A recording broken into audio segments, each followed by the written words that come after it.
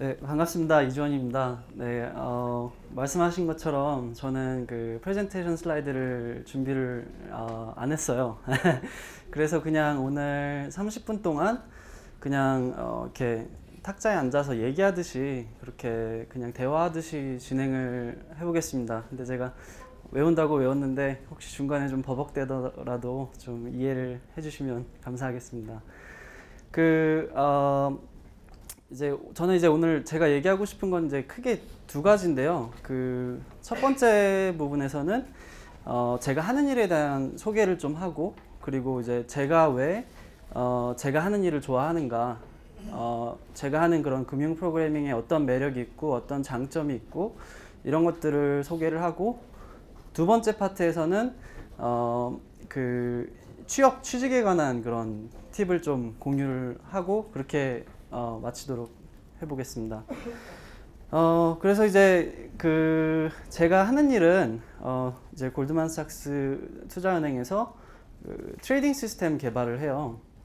그래서 이제 트레이딩 시스템이라고 하면 뭐 다들 이미 아시겠지만 이제 채권이나 주식 같은 그런 금융 상품들을 거래하게 하는 그런 시스템인데, 제가 이렇게 이제 뭐 한국에 와서 친구들이나 누구한테 이렇게 얘기를 하면은 그 이제 주식하는 분들이 많으니까 한국은 HTS 생각을 많이 하세요.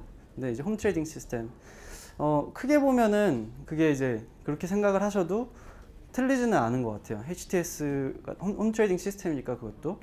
근데 이제 기관에서 그 하는 트레이딩의 경우는 조금 더 복잡하고 좀 더 스케일이 크고 또 좀 화면이 좀 투박하죠.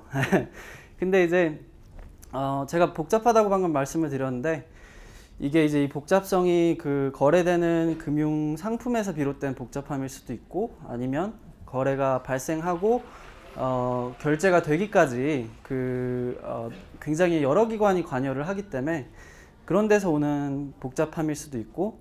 그래서 이제 제가 하는 일이 그런 이제 트레이딩 시스템을 개발을 하는데, 그런 복잡함을 이제 실타래 풀어 나가듯이 하나둘씩 풀어 나가면서 트레이더들이나 이제 포트폴리오 매니저들과 협력해서 그 사람들이 하는 일을 가능하게 하는 그런 개발 일을 하고 있습니다. 그래서 이제 이게 이제 제가 하는 일에 대한 소개였고요. 옆에는 뭐. 네, 근데 이제 제가 한 7년 정도 지금 이제 투자은행만 이렇게 옮겨 다니면서 일을 했는데, 저는 이제 제가 하는 일이 굉장히 좋아요. 그 보통 어떤 분들은 이제 은행에서 개발한다 그러면 굉장히 이렇게 거기 좀 삭막한데 이렇게 생각을 하시는데, 뭐 그런 부분도 있겠지만 이제 제가 느끼고 있는 그런 그 매력이 있거든요. 그래서 이제 제 개인적인 얘기인데 이제 그런 이야기를 좀 해보겠습니다. 그래서 어떤 매력이 있느냐, 왜 금융권에서 넌 나오질 않느냐. 왜냐면 금융권이 사실 IT가 메인은 아니잖아요.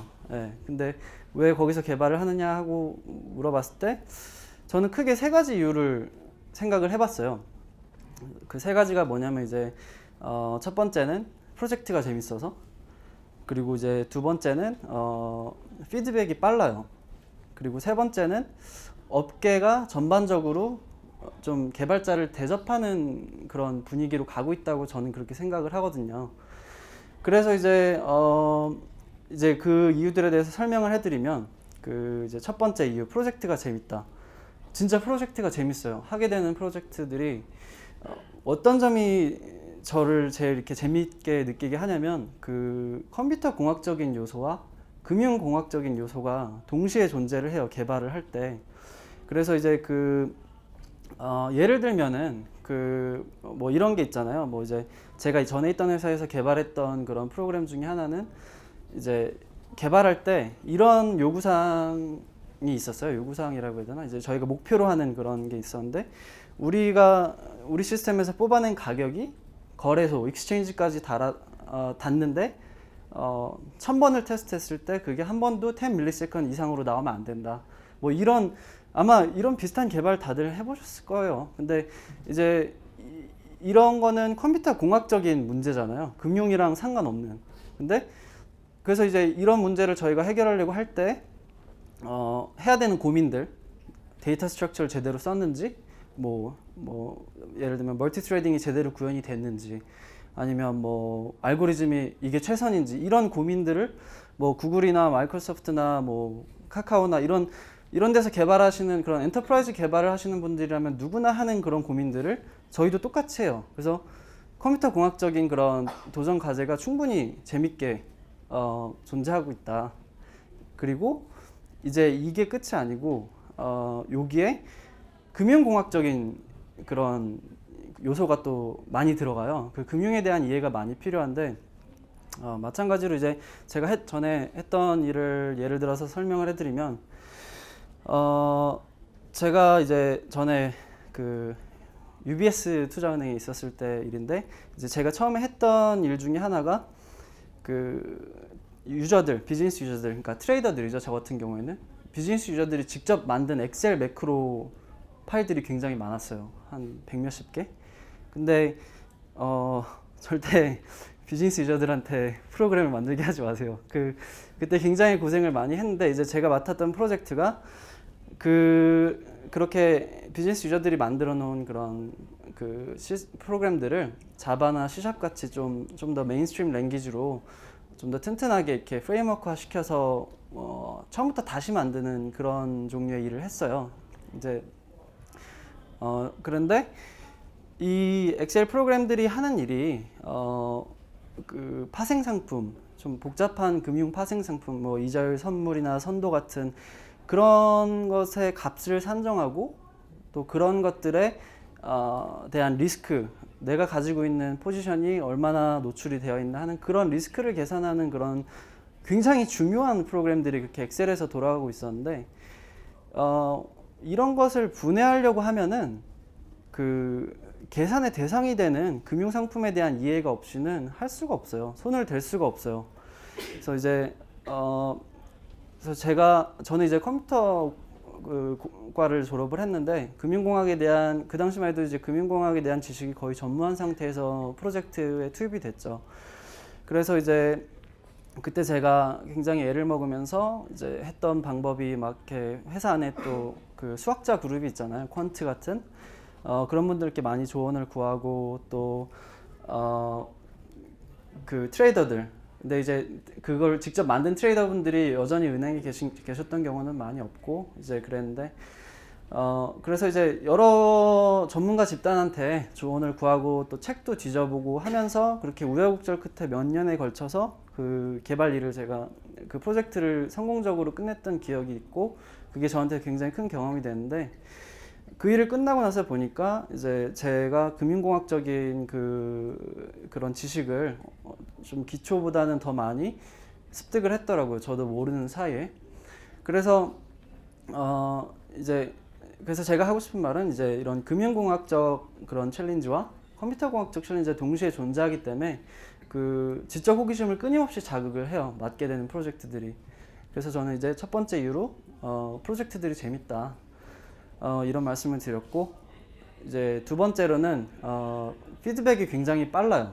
그러니까 이제 피드백이 빠르다는 거는, 이제 예를 들면 이제 저 같은 경우에는 늘 그 트레이딩 플로우에서 일을 했어요. 그 이제 제가 만든 프로그램의 고객들 옆에서 일을 한 셈이죠. 근데 이제 막 영화에 보시면 뭐 막 시끄럽게 전화기에 대고 소리 지르고 모니터 막 8개 달린 거 보면서 거래하고, 이런, 한국에선 딜링룸이라고 하는 것 같은데, 그런 환경에서 이제 늘 일을 해왔는데, 그런 환경에서 일을 하다 보면 제가 쓰는 프로그램을 쓰는 광경을 바로 옆에서 지켜볼 수가 있어요. 그래서 이제 잘했을 경우에는 좋지만, 뭔가 이제 오류가 났을 경우에는 이제 좋지 않죠. 네, 뒤에 누가 서 있죠. 네, 정말이에요. 네, 뒤에 누가 서 있어요. 근데 이제 그런 환경에서 일을 하다 보면은 여러 가지 부수 효과가 있는데, 뭐 스트레스를 많이 받을 수는 있어요. 이 일을 오래 하신 분들 중에도 여전히 아직도 스트레스 받아 하시는 분들이 있으세요. 제 동료분 중에도. 근데 저는 장기적으로 볼 때 굉장히 개발자한테 장점이라고 보거든요. 왜냐면 그런 굉장히 빨리 돌아가는 상황에서 개발을 하다 보면 그 오류가 나고 했을 때 되게 순발력이 좋아져요. 그러니까 이제 눈치도 좋아지고, 이거는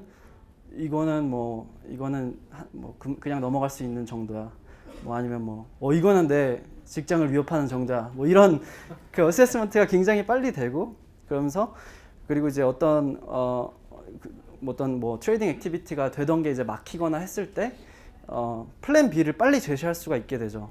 그러면 내가 고치는 동안 뭐 이렇게 아니면 딱 보고 뭐 10분 안에 고칠 수 있는 간단한 그런 거면 고쳐주고 뭐 이런 식으로 순발력이 굉장히 좋아지는 걸 느꼈고 또 두 번째 부수적인 효과로는 이제 커뮤니케이션 능력이 좋아지는 것 같아요. 왜냐면 이제 말을 잘해야 돼요. 네, 말을 잘해야 되고 이제 이 유저들과 같이 부대끼면서 일을 하다 보면은 왜 우리 개발자들이 이제 그럴 때도 있잖아요. 다 그런 건 아니지만 그 너무 이렇게 개발자들끼리만 뭉쳐서 마치 연구 집단처럼 이렇게 좀 너무 일을 하다 보면은 좀 이렇게 약간 좀 다 같이 덕후가 되는 느낌? 약간 그 너무 좀 테크니컬한 부분으로 치우치는 그런 일이 있을 수도 있잖아요. 그러면서 그런 커뮤니케이션 스킬이 또 굉장히 중요한 건데 그런 부분에 대한 걸 놓칠 수도 있는 거고 한데 그 제가 하는 롤에서는 이제 그런 일을 저절로 방지해줘요. 말을 잘해야지 살아남기 때문에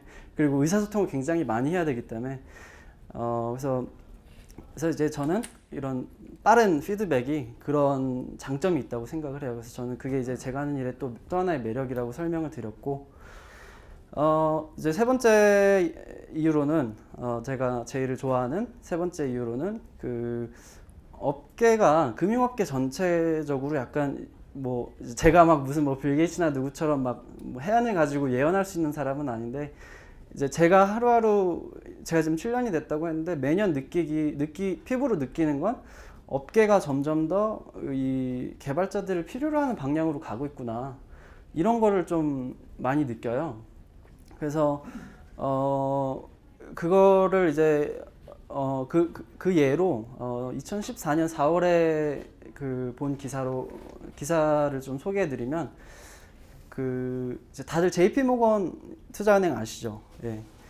그 JP 모건 투자은행이 구글이나 마이크로소프트보다 더 개발자를 많이 고용하고 있대요. 3만 명을 고용하고 있대요.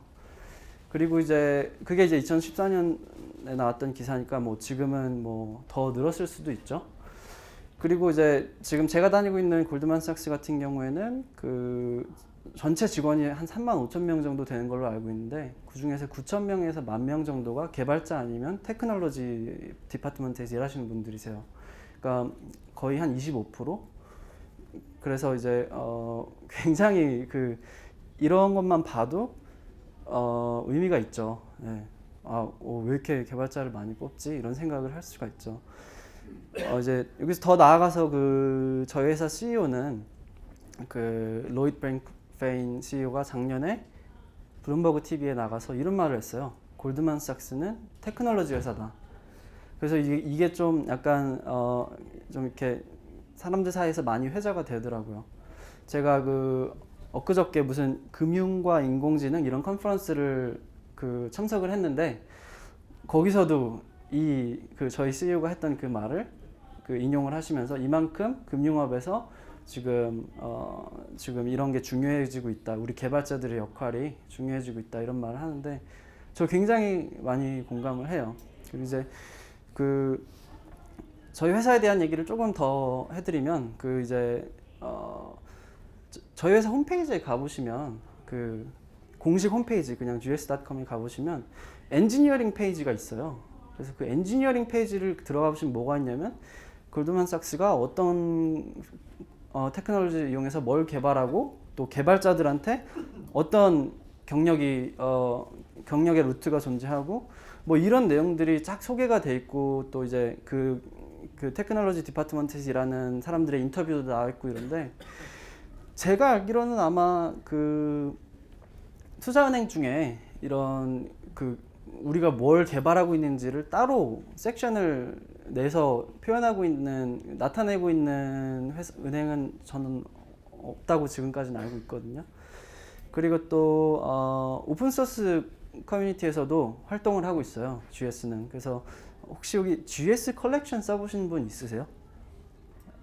네.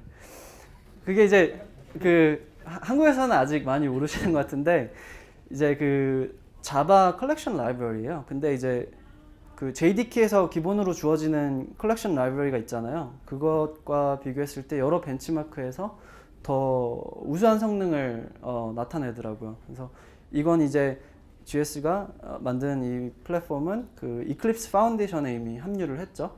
그래서 이런 식으로 이제 굉장히 그 이런 기술적으로 다양한 일이 존재하고 은행 안에서도 또 그런 어떤 다양한 그런 활동을 하고 있어요. 은행들도. 그리고 이제 제 개인적인 경험으로도 매년 제가 느끼는 건 이렇게 참 자동화할 수 있는 그런 부분들도 많고 아직도 그렇기 때문에 프로그래머들의 역할이 점점 더 이렇게 더 넓어지지 않을까. 그게 저는 또 이제 제가 이 업계에 몸담고 있는 장점 중에 하나라고 생각을 합니다. 그렇게 해서 이제 첫 번째 파트, 그러니까 이제 제가 하는 일에 대한 소개와 제가 왜 제가 하는 일을 좋아하는지 이런 이야기를 쭉 했는데요. 혹시 제 목소리가 좀 작거나 말이 너무 빠른가요? 괜찮은가요? 예. 그럼 이제 그 두 번째 파트, 좀 취업 이직 이런 거에 관한 얘기를 좀 해볼게요. 근데 제가 이 강연 준비를 하면서 조금 고민을 했던 게 하나가 있는데 뭐냐면 그 이제 저는 솔직히 말씀드리면 한국에서 일한 경험이 없어요. 그래서 이제 제가 지금 드리는 조언들이 얼마나 한국 시장에서 먹힐지는 사실 저도 모르는데 그래서 이제 저는 그 제가 강연 준비를 하면서 그 생각한 건 그냥 뭐 해외 취업에 관심이 있으신 분들이 더 재밌게 들으실 수 있을 거라고 그렇게 예상하고 그렇게 예상하고 준비하자 해서 준비한 내용이거든요. 그래서 이제 그렇게 생각하시고 들어주시면 좋을 것 같고요. 그리고 또 다른 거는 저는 그 인터뷰 자체에 대한 그런 팁은 따로 준비를 안 했어요. 왜냐? 그러니까 제가 이제 이직을 여러 번 하면서 그 인터뷰를 정말 많이 봤는데 뭐 은행 개발자 인터뷰라고 해서 구글이나 마이크로소프트나 뭐 이런 다른 개발자 인터뷰와 크게 다를 게 없어요. 알고리즘 테스트 보고 뭐 화이트보드에다가 써보라고 하고 다 똑같아요, 정말로. 그리고 이제 그런 거에 대한 자료는 너무 많기 때문에 이미 웹상에, 그리고 오늘도 한 분이 구글에서 염사장님이 커버해 주신 걸로 알고 있고, 그래서 저는 그것보다는 만약에 누군가가 해외 취업을 노리고 있을 때 어떻게 하면 인터뷰 초청까지 갈 수 있는 확률을 높일 수 있을까? 그 부분에 대한 자료는 많이 없는 것 같아서 그거에 대한 팁을 좀 준비를 해봤어요. 저의 경험에 비춰서. 그래서 저는 이제 크게 두 가지가 있다고 보는데, 하나는 링크드인이 굉장히 중요하다는 거예요. 링크드인. 여기 링크드인 프로파일 다 있으신가요? 있으신 분? 많이들 있으시구나. 네. 근데 이제 아시는 분들은 아시겠지만 이제 뭐 한국은 모르겠어요. 또 독자적인 어떤 구직 이직 채널이 따로 있을 수도 있는데 제가 아는 한 적어도 영연방에서는 아니면 외국에서는 링크드인이 개발자들을 이직을 하고 할 때 굉장히 독보적인 존재예요. 저는 3번의 이직을 다 링크드인 통해서 했어요. 이직에 대한 생각이 없을 때 메시지를 받고 막 이렇게 이제 괜찮은 롤이 있구나 막 이런 얘기를 듣고 이제 막 그렇게 진행이 된 건데 제가 여기 온다고 해서 이제 그 싱가포르에서 이런 금융 쪽 개발자를 전문으로 헤드헌팅하는 그런 리크루터 친구를 만나서 좀 조언을 얻고 왔는데 이 친구가 이제 이런 얘기를 하더라고요. 그 이제 자기가 그 사람을 찾다가 몇 번 이제 한국 개발자분들 프로필을 본 적이 있대요. 근데 이제 좀 너무 공통적으로 이렇게 좀 로컬화돼 있다. 좀 로컬화돼 있다는 게 이제 어떻게 설명을 해야 되냐면, 우선은 좀 소소한 거지만 무시할 수 없는 게 좀 사진들이 다 좀 삭막하시다고 하더라고요. 이렇게 왜 좀 웃고 있고 이러면 좋은데 막 그런 거 있잖아요. 막 10년 전에 찍은 운전면허 사진 같은 거 이제 그런 거 올려놓고 계신 분들 좀 많이 봤다고 그러고, 그리고 또 뭐 이름까지는 영어로 써놓으신 분들이 대부분인데 이제 뭐 제일 중요한 경력란이거든요. 거기 보면 이제 내가 어디서 몇 년까지 무슨 일을 했고 이런 경력란이 있는데 그 경력란에 이제 그 회사 이름 일한 기간 그 직급을 써놓으신 분들이 많대요. 근데 사실 직급 중요하지 않거든요. 그렇게 이제 직급을 많이 안 봐요. 직급 체계도 되게 다르고. 근데 그렇기 때문에 이제 그런 얘기를 하더라고요. 그래서 이제 링크드인 프로필이 이렇게 중요한데 그리고 또 하나는 이제 헤드헌터들만 링크드인 프로필을 쓰는 게 링크드인을 통해서 사람을 찾는 게 아니고 각 회사의 인사팀에서도 직접 링크드인을 통해서 메시지를 보내고 합니다. 그래서 아마 뭐 아마존이나 이런 데서 쪽지 받아보신 분들도 있으실 거예요. 예. 근데 이제 그만큼 링크드인이 정말 중요하고 링크드인 그 페이지를 관리하는 게 본인의 브랜드를 관리하는 것만큼 중요한데, 그래서 이제 그 좀 팁을 드리면 뭐 우선은 좀 사진을 좀 웃는 걸로 기왕이면 예, 기왕이면 좀 그런 걸로 이렇게 좀 최신으로 좀 이렇게 해주시고 그리고 두 번째로는 제일 중요한 경력란에 뭐 직급 이런 거보다는 정말 중요한 인포메이션, 내가 어떤 기술을 써서 어떤 시스템을 만들어서 내가 일하던 회사에 어떤 경제적 이익을 줬다, 이거를 한 3줄에서 5줄 정도로 각 경력마다 함축해서 써놔주시면 그게 굉장히 도움이 될 거예요. 그걸 보거든요. 그래서 예를 들어서 뭐 이제 내가 뭐 팀을 3명을 꾸려서 내가 그 팀을 리드해서 뭘 만들었다면 그것도 쓰시고, 그리고 또 이제 어떤 경제적 효과를 갖다 줬느냐가 애매할 수도 있는데 그게 꼭 돈으로 나오지 않아도 뭐 동시 접속자 수가 뭐 10만 명이었다, 내가 이걸 만들었는데 뭐 이런 식으로 좀 이렇게 계량할 수 있는 좀 숫자를 적으시면서 내가 이만큼의 비즈니스 임팩트를 줬다, 이렇게 적으시면 좋을 것 같아요. 그래서 이제 링크드인에 관한 얘기를 했고, 이제 두 번째로는 이게 더 중요한 얘기인데요. 기술에 대한 열정이 굉장히 중요한데 그거보다 더 중요한 게 있다면 내가 기술을 이만큼 사랑해하고 마케팅할 수 있는 능력이 더 중요한 것 같아요. 그래서 이제 이게 무슨 말이냐면 기술을 좋아해서 코딩을 잘하고 막 최신 기술을 배우고 이거는 이제 거의 기본이라는 거죠. 예. 해외 취업을 노리거나 아니면 뭐 투자은행에서 일하고 싶거나 헤지펀드에서 일하고 싶거나 할 때는 기본이라는 거죠, 이거는. 근데 이제 여기서 그치면 안 되고 나 이런 걸 배웠어, 그래서 뭐 내가 이런 걸 만들어 봤어, 실험 삼아, 이렇게 마케팅을 하셔야 돼요. 이게 정말 제가 오늘 하고 싶은 얘기 중에 가장 중요한 것 같아요.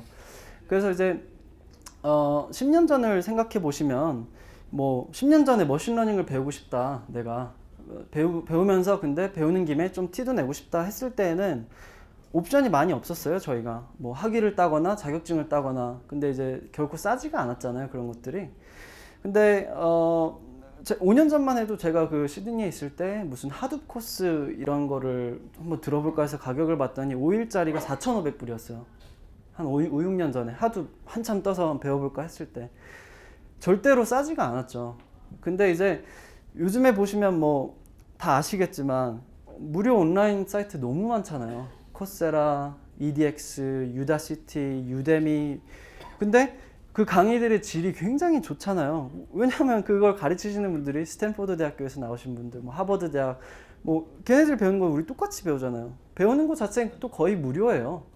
그 배우고 난 다음에 자격증을 따려고 할 때도 뭐 얼마 들지도 않고. 그래서 이런 것들을 통해서 계속 배우시면서 배우고 있다는 걸 티를 내셔야 돼요. 그래서 또 링크드인 프로필을 가지시는 게 중요할 수도 있는데, 왜냐면 링크드인 프로필에는 이런 데서 이제 자격증을 따실 경우에 그거를 그 디지털 자격증을 이렇게 첨부할 수 있는 칸이 따로 있어요. 그런 게 실제로 그 리크루터들의 그런 서치 키워드에 그 검색이 걸려요. 제가 그 코세라에서 11주짜리 머신러닝 코스를 하고 이제 하자마자 바로 등록을 했는데 한 2주 있다가 무슨 머신러닝과 관련한 무슨 잡이 있다고 이렇게 쪽지가 오더라고요. 근데 그 전까지는 한 번도 그런 걸 받은 적이 없거든요. 분명히 그러니까 그 사람들도 G마켓이나 이런 데서 우리가 물건 사듯이 우리 탤런트를 쇼핑을 하는 거죠. 프로그래머들을. 서치 키워드가 다 있을 거고. 그러니까 이제 그런 걸 통해서 이제 하시는 게 중요하고, 또 그게 아니어도 뭐 스택 오버플로우에서 다른 사람들 질문에 대해서 대답을 해주실 수도 있는 거고, 뭐 많잖아요. 깃허브에 어떤 코드를 만들어서 올려서 그거를 홍보할 수도 있는 거고, 이런 식으로 이제 이렇게 본인이 자꾸 표현을 하셔야 된다는 거죠. 내가 배우고 있다는 거를. 제가 여기 오기 전에 그 일본 골드만삭스 오피스에서 한 일주일 정도 일을 하고 왔는데 그때 이제 제가 라인 매니저께 가서 제가 이런 강연을 하게 됐습니다 했더니 그 이런 강연을 많이 하시는 분을 또 소개를 해주셨어요. 일본에 계시는. 그래서 그분께 이제 여러 가지 조언을 얻었는데 제가 했던 질문 중에 하나가 개발자 뽑을 때 뭘 제일 많이 보시냐고 그랬더니 이렇게 얘기를 하시더라고요. 그 테크놀로지를 진짜로 진심으로 좋아하는지 안 좋아하는지가 가장 중요하다고. 학벌이나 이런 거보다도 영어가 부족하면 회사 안에 들어와서 일하면서 부대끼면서 배울 수 있고 금융공학이 모르면 그것도 회사 안에 있는 자료들이 많으니까 배울 수 있는데 테크놀로지 같은 경우에는 계속 변하는데 진짜로 좋아하지 않으면 낙후될 수밖에 없다는 거죠. 그래서 그걸 가장 많이 보는데 그거를 이 사람이 기술을 좋아하나 안 좋아하나 볼 때 그렇잖아요. 이 세상에 이렇게 공짜로 그 배울 수 있는 것들이 많은데 너 기술을 좋아한다며 왜 뭐 흔적을 좀 보여봐 했을 때 아무것도 없으면 조금 이상하잖아요. 그러니까 그게 가장 중요해요. 그리고 저한테 이제 막 해외 취업에 대해서 물어보시는 분들 중에 이렇게 꼭 이렇게 문장 그런 분들이 몇 분 많이 계셨는데 여태까지 꼭 이렇게 시작을 하세요. 제가 영어를 잘 못하는데 취업을 할 수 있을까요? 막 이렇게 얘기를 하시는데 저는 이제 제 개인적인 생각은 프로그래밍 언어도 언어이기 때문에 우리가 모르는 사람 뭐 프랑스 사람을 만나는데 뭐 나도 프랑스 말 못하고 그 사람도 한국말 못하지만 만약 둘 다 같이 공통적으로 영어를 한다면 말이 통하는 거잖아요. 저는 C샵이나 자바나 이런 프로그래밍 언어가 그런 역할을 한다고 봐요. 그래서 다른 직군에 비해서 마케팅, 회계, 뭐 서비스 직군에 비해서 우리 프로그래머들은 그런 쪽에서 굉장히 커버할 수 있는 그 갭이 커요. 언어가 좀 안 되시더라도. 그래서 해외 취업 성공 사례들 보시면 그 프로그래머들 성공 사례 보시면 영어 안 되는 상태에서 막 실리콘밸리 가서 이런 분들 많아요. 한번 찾아보세요.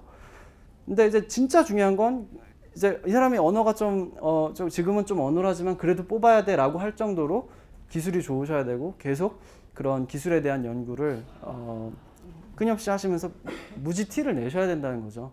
저는 뭐 이렇게 자격증을 배우거나 하면은 이제 무조건 티 내기 위해서 예, 할 때도 있어요. 정말로 티를 내고 싶어서. 예, 그만큼 이제 그게 이제 마케팅을 하시는 거니까 그런 거를 좀 신경을 쓰시면 더 많이 도움이 될 것 같아요.